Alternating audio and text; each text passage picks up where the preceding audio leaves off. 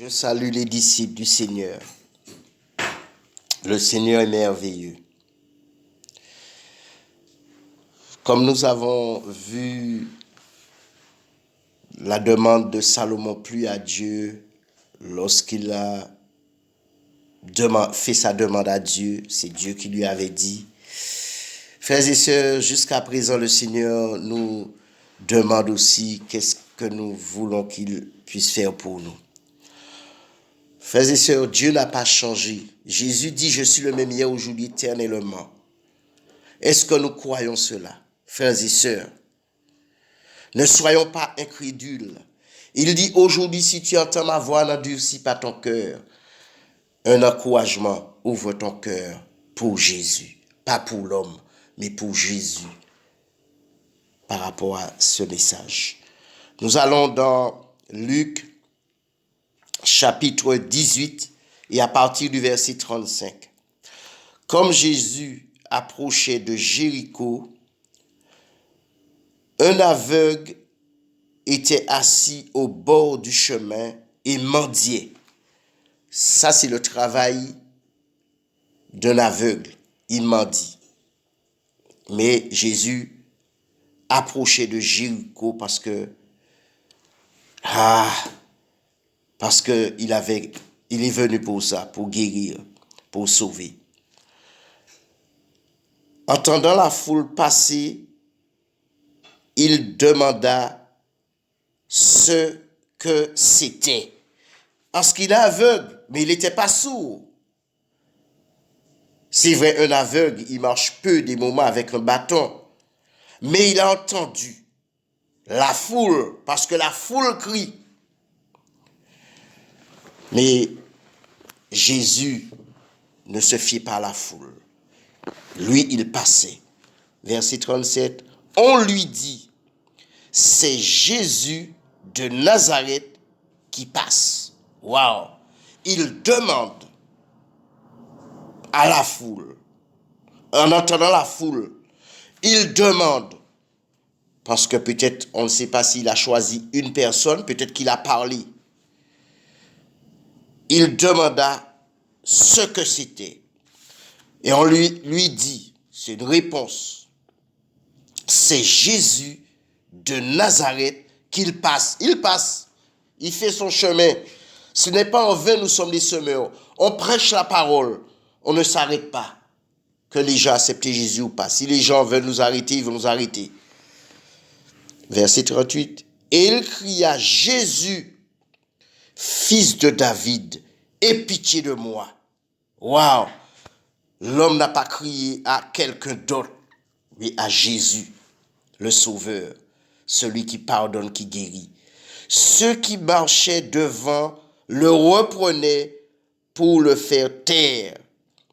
Mais il criait beaucoup plus fort, fils de David, aie pitié de moi, parce que de la chair, c'est le fils de David, puisqu'il fallait que Jésus descende, ses ancêtres soient rois. Frères et sœurs, la foule va te reprendre. Les hommes vont te dire que tu es faux. Les hommes vont te dire que tu as prophétisé par Jézabel Python pour te faire taire, pour que tu ne prophétises plus, pour que tu ne cries plus à Dieu. Même que la prophétie tarde, mais continue à crier. Cet homme ne s'est pas arrêté lorsqu'on voulait le faire taire, mais il criait beaucoup plus fort. Frères et sœurs, il y a cri et cri. Il y a des cris que Dieu entend, il y a des cris que Dieu n'entend pas. C'est le cri du cœur qui plaît à Dieu. Alléluia, comme nous avons vu dans Salomon. Et dans le livre de Rois par rapport à Salomon. Cet homme criait plus fort, comme le Seigneur a permis, nous a enseigné. Ta bouche est fermée, mais tu cries encore à Dieu dans ton cœur. Les hommes n'entendent pas, mais là, la foule entendait. Ah, ne va pas en mission. Ne fais pas l'œuvre de Dieu sans la couverture de l'Église. On ne fait pas l'œuvre de Dieu si on n'est pas marié. Oh, crie encore plus fort. Seigneur, fais-moi grâce. Aie pitié de moi. Dieu veut te guérir. On te dit, va voir tel homme de Dieu. Non, crie à Jésus encore plus fort. Ce n'est pas l'homme qui guérit, mais c'est Jésus. Et lui va te dire d'aller tel endroit. Mais lui-même, comme il marchait dans la tente de chair, alors l'homme criait beaucoup plus fort parce qu'il y avait une foule. Parce que la foule passait, comme la foule passait, criait, la foule faisait du bruit. Verset 40. Jésus s'étant arrêté. Waouh! Aujourd'hui, Jésus s'arrête sur ton problème. Jésus s'arrête sur ta situation. Jésus, c'est, oh my God. Jésus s'arrête aujourd'hui pour toi. Pour toi. Ordonne, Jésus s'étant arrêté, ordonna, il donne un ordre, il a donné un ordre qu'on le lui amène. Parce que là, non. Là, celui-là, fils de David, il a crié plus fort.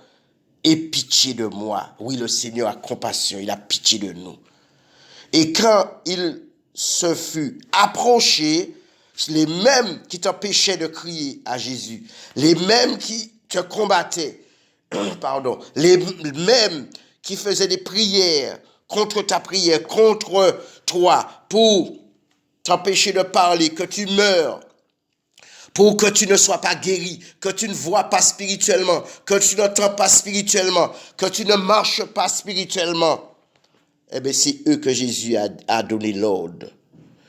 Il ordonna qu'on le lui amène, et quand il se fut approché, verset 41, il lui demanda, Jésus te demande aujourd'hui, que veux-tu que je te fasse?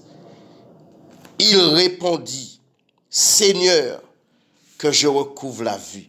Il y a des aveugles physiques et il y a des aveugles spirituels. Oh my God! Aujourd'hui, les aveugles spirituels vont voir. Les aveugles, ceux qui ne voyaient pas, vont voir. Ceux qui n'ont pas le discernement, ils auront aujourd'hui. Jésus ordonne à ses anges de faire ce qu'il y a à faire sur ta vie.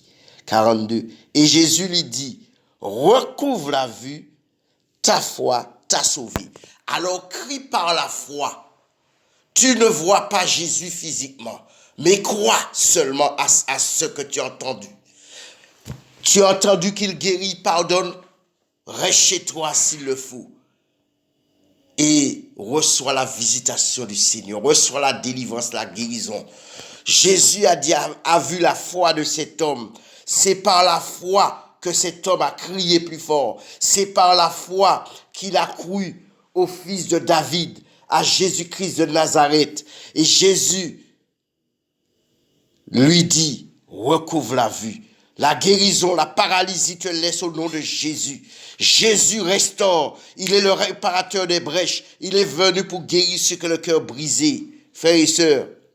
Et la Bible dit au verset 43, à l'instant, il recouvra la vue et suivit Jésus en glorifiant Dieu. Tout le peuple, voyant cela, loua Dieu. Frères et sœurs, comme le Seigneur nous a fait comprendre, après ta guérison, après ta délivrance, après que tu vois spirituellement, alors qu'est-ce que tu fais après? Cet homme n'a pas fait n'importe quoi. Cet homme a oublié qu'il mendiait. Cet homme n'a pas... il est devenu une nouvelle créature. Il a changé de vie. Il a changé de métier. Il a changé de lieu où il s'asseyait, où il se mettait. Parce que le roi des rois l'a appelé. Il t'appelle par ton nom. Il parle sur ta maladie afin que la maladie te quitte. Mais est-ce que ton cœur est disposé? Car tu te poses des questions, Dieu guérit tout le monde. Non, si ton cœur est guéri, le reste, laisse Dieu faire. Frères et sœurs, à l'instant, il recouvra la vue et suivit Jésus. Mais il n'a pas suivi les penchants de son cœur. Il n'est pas retourné dans ce qu'il faisait autrefois. Non. Il suivit Jésus. Et il faisait quoi? en glorifiant Dieu.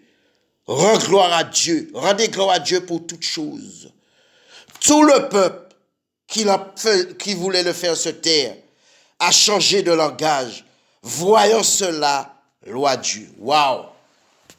La foule, le peuple t'empêche d'accéder à Dieu. Ils veulent te décourager pour que tu ne continues pas à prier. Ils te méprisent. Que depuis le temps que tu cries à Dieu, tu es toujours paralysé, aveugle. Tu es toujours malade. Tu es toujours stérile. Frères et sœurs, que tu n'avances pas, tu n'as pas de travail, tu n'as pas étudié. Il te traite de fou, que tu as un problème dans la tête, que tu es orgueilleux, que Dieu va te tuer. Mais continue à crier, frères et sœurs. Et à la fin, vaut mieux la fin d'une chose que son commencement. La foule voulait te décourager, mais tu as crié beaucoup plus fort. Tu n'as pas maudit, tu as béni. Tu as fait du bien à tes ennemis. Et ils ont perdu courage et en voyant cela, ils louent Dieu. Frères et sœurs, louez Dieu pour toutes choses. Nous devons louer Dieu pour toutes choses parce qu'il est grand. C'est lui qui combat la puissance des ténèbres. C'est lui qui combat les rois. C'est lui qui combat les principautés. C'est lui qui combat les dominations. C'est lui qui combat les autorités, la puissance des ténèbres. Et c'est lui-même qui a dit, voici, je vous ai le pouvoir de marcher sur les serpents et les scorpions et sur toute la force de l'ennemi et dit, rien ne pourra vous nuire. C'est lui qui fait en nous. C'est lui qui a dit, en mon nom, vous chasserez les démons. En mon nom, vous imposerez les malades, les malades seront guéris. Tout se fait au nom de Jésus-Christ de Nazareth. Il n'y a de salut en aucun autre, car il n'y a sous le ciel aucun autre nom qui nous est donné parmi les humains par lequel nous devons sauver.